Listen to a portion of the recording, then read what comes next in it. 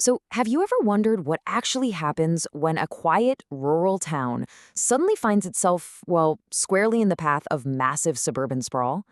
How exactly does a rapidly expanding bedroom community manage the absolute immense financial burden of urbanization without just completely running out of money? Or worse, taxing its original residents right out of their homes?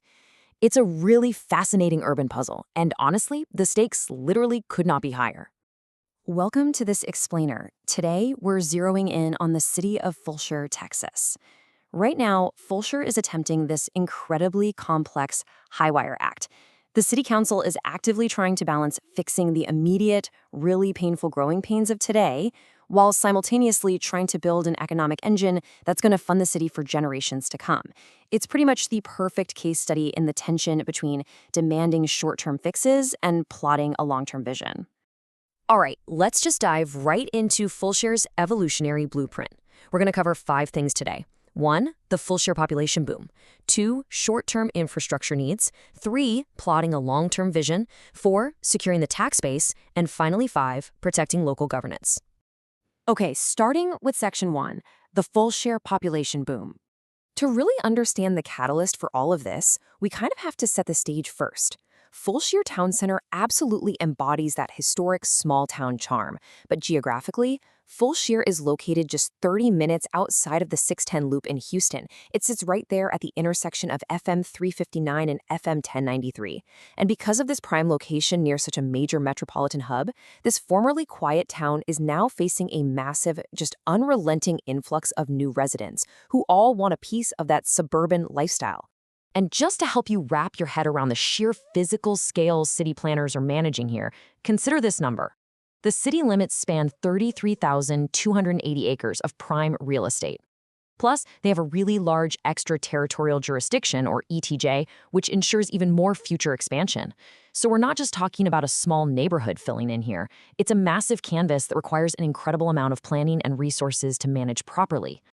Which brings us to Section 2, short-term infrastructure needs. When you have that many people moving into 33,000 acres, the system gets stressed immediately. These growing pains demand urgent short-term attention from the city council right now. According to Assistant City Manager Zach Goodlander, the city is aggressively supporting the expansion of FM 1093. And this is absolutely critical because it connects residents straight to the Houston Energy Corridor and the Texas Medical Center. But, they aren't just looking at the major highways. Work is actively underway to reconstruct main streets to alleviate those local traffic bottlenecks. And they're adding pedestrian sidewalks to enhance walkability right in the downtown district. These are the short-term fixes, right? The vital bandages needed just to keep the city moving as the population swells. Moving on to Section 3, plotting a long-term vision. But here's the catch. Short-term fixes just aren't enough. I mean, you can't just keep widening roads forever, right? And that creates a core challenge for Fulshear. On one hand, you have the immediate need to alleviate current traffic and lay down sidewalks. But on the other hand, you have the ultimate goal, transitioning from a simple bedroom community where people just sleep into a sophisticated, self-sustaining commercial hub where business actually thrives. So the city council has to constantly pit the immediate, very loud needs of today's commuters against the complex, much quieter goal of becoming an economic engine tomorrow. If they only focus on the immediate pains, they're eventually going to go broke. They absolutely must achieve the long-term vision. And because cities develop in these really long cycles, having a roadmap is essential. Fulshear is laying the interconnected groundwork today that neighboring powerhouse cities like Sugar Land and Katy quietly laid decades ago. Back in 2014, Fulshear adapted a comprehensive plan to serve as their foundational framework for land use and growth. Fast forward to the present, and they're using tools like the Livable Center study to identify specific redevelopment opportunities. They're actively trying to map out a clear path for generations to come, really recognizing that structural change takes decades. This leads right into Section 4, securing the tax base. So we have the short-term needs and the long-term vision, but how on earth does a small town actually pay for all of this? To ground this kind of abstract concept of urban economics, planners looked at successful case studies like Balcones Heights, Texas. They partnered with the San Antonio Transportation Authority, negotiating with a private developer using a tool called a Chapter 380 agreement. What this did was create a performance-based reimbursement of sales and property taxes that offset development costs by $25 million over 25 years. This just perfectly shows how innovative financial agreements can fund massive municipal projects by essentially making the development pay for itself over time rather than taxing the citizens up front. Now, when a new development generates tax revenue, the plan suggests a really strategic split. Basically, 50% is dedicated to fund those reimbursement agreements, to pay back the developer for building the initial streets and infrastructure. But crucially, it advises against giving all the new revenue to the developers. The other 50% must go toward expanding municipal services like police, water, and parks to support those new businesses and residents. This split of incremental tax funds provides a really predictable, sustainable path to pay for both big public infrastructure and the daily city services we all rely on. To remain competitive with nearby heavyweights like Katy and Richmond, Fulshear is actually utilizing a whole toolbox of economic strategies. They use their Type A and Type B development corporations to offer grants. They use those Chapter 380 agreements for the performance-based tax reimbursements we just talked about. And they use public improvement districts, or PIDs. The goal here is specifically to attract high-quality commercial projects, like the upcoming Fulshear Gateway and Founders Hill.